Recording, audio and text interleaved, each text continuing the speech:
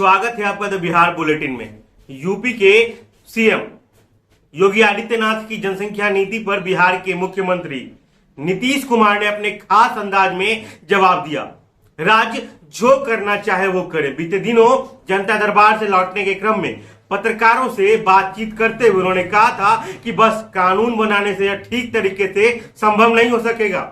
जनसंख्या नियंत्रण का काम महिलाओं की शिक्षा से संभव है। हमारा तो साफ साफ कहना है कि जनसंख्या नियंत्रण कोई कानून बनाकर नहीं किया जा सकता। जब महिलाएं पूरी तौर पर पढ़ी रहेंगी तो अपने आप प्रजनन दर घटेगी। ये किसी एक कम्युनिटी का नहीं, सारी कम्युनिटी का इस असर होगा।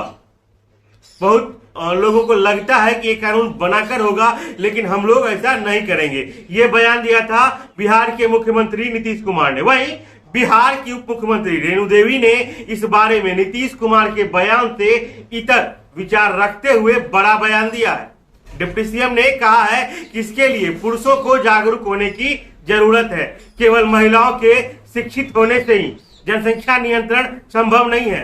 पुरुषों के अंदर जनसंख्या नियंत्रण करने के लिए नसबंदी को लेकर काफी डर की स्थिति है। डिप्टी सीएम ने एक लिखित बयान जारी करते हुए कहा है कि बिहार के कई जिलों में तो नसबंदी की दर मात्र 1% है। उन्होंने अपने बयान में आगे कहा कि अक्सर देखा गया है कि बेटे की चाहत में पति और ससुराल वाले महिला पर अधिक बच्चा पैदा करने का दबाव बनाते हैं, जिससे परिवार का आकार बड़ा होता है। जनसंख्या नियंत्रण के लिए पुरुष और महिलाओं में भेदभाव समाप्त करने की जरूरत है। रेणु देवी के बयान के साथ ही खास बात यह भी है कि नीतीश कुमार की इस राय पर बिहार में सरकार 2 हिस्सों में बंटी दिख रही है। इस वीडियो में आप देखें कि क्या कहा है बिहार के मुखिया नीतीश कुमार ने और क्या कहा है डिप्टी सीएम रेणु देवी ने। एक बात हम आपको बहुत साफ साफ कहें, जो राज्य जो करना चाहे अपना करे, लेकिन हमारा बहुत साफ साफ ओपिनियन, जनसंख्या नियंत्रण के लिए अगर आप सिर्फ कानून बना करके कोई उसका उपाय करेंगे, ये सभी ठीक से संभव नहीं है। आप जरा चाइना का पता कर लीजिए, 1 से 2 किया, अब 2 के बाद भी क्या हो रहा है, तो आप देख लीजिए स्थिति, कहीं भी किसी देश का हालचाल देख लीजिए। ये सबसे बड़ी चीज है कि जब महिलाएं पूरे तौर पर पढ़ी रहेंगी तो इतनी जागृति आती है, इतना कॉन्शसनेस होता है कि अपने आप प्रजनन दर घटेगा।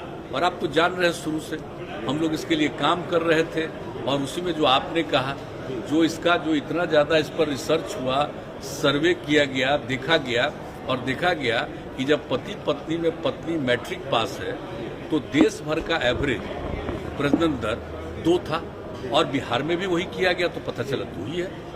लेकिन अगर +2 तक पढ़ी हुई है, इंटर पास है, तो देश का उस समय आया 1.7 और बिहार का आया 1.6। उसी समय तो यूरेका की भावना आई ना, हमको लगा कि भाई इतनी बड़ी चीज है, ये तो प्रजनन दर को कम करने के लिए। और बिहार में कितना ज्यादा है आप जानते हैं, तो देखिए इससे काम शुरू करते करते घटते घटते 4 के ऊपर था, अब उससे घटते घटते 3 के पास पहुंच गया। लेकिन ये पूरे तौर पर होगा तो हमको पूरा भरोसा है कि 40 तक, हमको जो लगता है, मेरा अपना व्यक्तिगत जो हम पूरा का पूरा करते हैं कि 2040 तक जरूर ये वृद्धि नहीं रहेगी और उसके बाद घटना शुरू होगी। तो इस तरह से जब बात है तो हम लोग तो इसी पर काम कर रहे हैं। लेकिन बहुत लोग लगता है खाली कानून बना देंगे और उससे हो जाएगा, तो वो तो अपना सोच है अपना। हम लोगों का सोच बहुत साफ है कि कैसे हम कर सकते हैं प्रजनन दर कम, और इसमें कोई कम्युनिटी का हो, सब पर ये असर पड़ेगा। जब महिलाएं बिल्कुल पढ़ी लिखी होंगी तो आप देख लीजिए, कोई कम्युनिटी का हो तो आप पता कर लीजिए, तो इसमें होगा। और इक्का दुक्का तो होता ही न है, कभी कभी तो आप देखें कि पढ़े लिखे लोग भी बहुत पैदा किए, क्या तो इस तरह से तो कई लोग होते हैं, तो वो तो एक अलग बात है। ये तो नहीं मान करके चलिएगा कि हम तो कोई कानून के बहुत पक्ष में नहीं है, तो कुछ तो कर सकता है, लेकिन मैक्सिमम आज ये नहीं कोई कह सकता, दावा कर सकता कि हर परिवार में जो हम बोल रहे हैं कि प्रजनन दर, ओवरऑल प्रजनन दर घटेगा, लेकिन ये दावा हम नहीं कर सकते कि हर एक परिवार में कम ही कर लेगा। लेकिन कुल मिलाकर के ज्यादा से ज्यादा में कम हो तो कुल मिलाकर के प्रजनन दर घटेगा। तो इसलिए हम लोगों का तो यही राय है बाकी हमको तो अब अलग अलग राज्य का है, लोगों का अपना अपना सोच है, तो अपने ढंग से करें।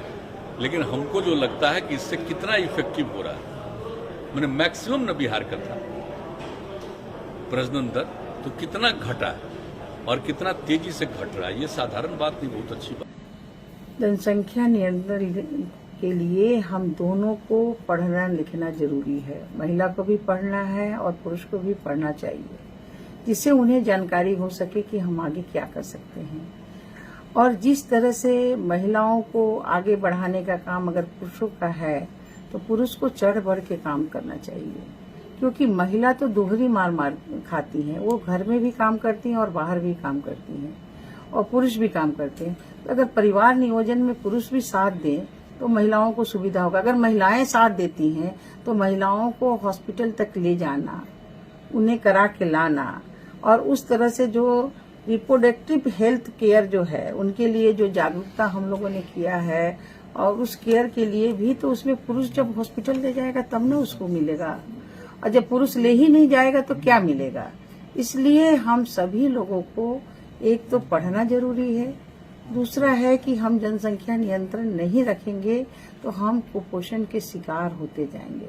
बिहार में ऐसे ही जनसंख्या हमारी काफी बढ़ी हुई है, और देश में भी जो जनसंख्या है, तो उसके लिए भी जो हमारा यहाँ कार्यक्रम है, और हम तो माननीय अपने मुख्यमंत्री जी नीतीश कुमार जी को धन्यवाद देना चाहते हैं कि उन्होंने जो लिटरेसी का कार्यक्रम इतना अच्छा हुआ, देश के प्रधानमंत्री को मैं माननीय नरेंद्र मोदी को देना चाहती हूँ कि जिन्होंने इतना बड़ा काम करके दोनों लोगों ने डबल इंजन की सरकार में, और आज इंटर क्लास तक हमारे बिहार की सरकार जो है इंटर जो है पंचायत तक कर दी।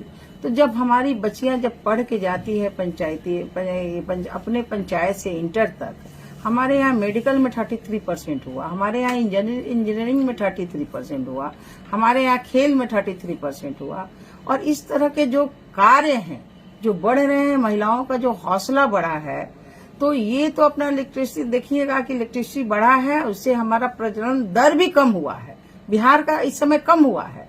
तो इसलिए पढ़ना तो सबसे जरूरी है, एजुकेशन सबसे जरूरी है, और इसमें हम आग्रह करते हैं पुरुष भाइयों को कि बढ़ चढ़ के भाग लें, और अपने बच्चों को हमारे दो करने का अगर करेंगे तो भविष्य बहुत ही उज्जवल होगा।